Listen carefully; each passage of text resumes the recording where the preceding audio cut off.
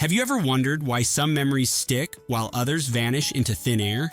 In this video, we'll uncover the surprising science behind forgetting, explore how emotions influence your memory, and share simple tips to remember what really matters. Let's dive in. Why do we forget things? The science of memory and forgetting. Have you ever forgotten where you put your keys or drawn a blank on someone's name at the worst possible moment? Don't worry, you're not alone.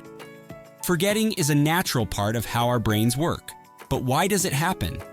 In this video, we'll explore the fascinating science of memory and why our brains sometimes let us down. How memory works. First, let's understand how memory works.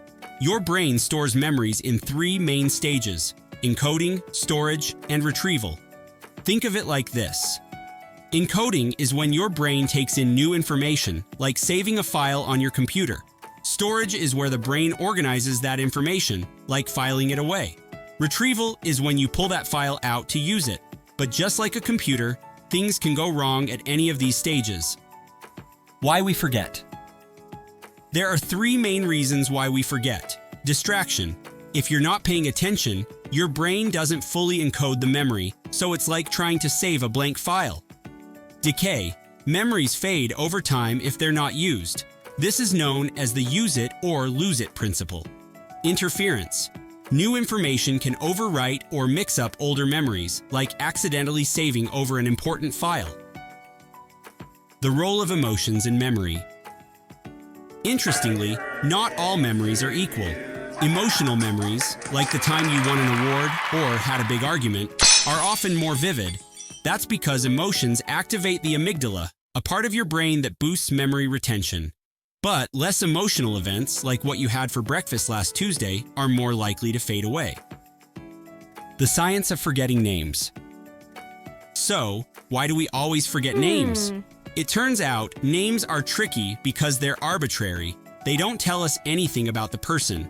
Without additional context, like their job or a fun fact, the name doesn't stick in our brains. Next time, try associating the name with something memorable, like Sarah from soccer practice. How to boost your memory.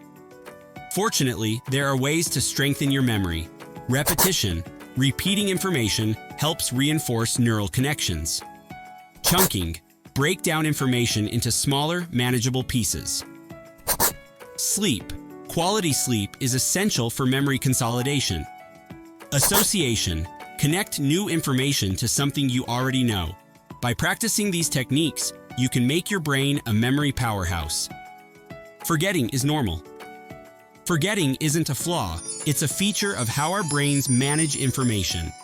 By understanding how memory works, you can embrace the occasional slip-ups and take steps to improve.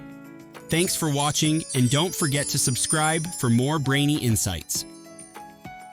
What's your trick for remembering things? Share your tips in the comments.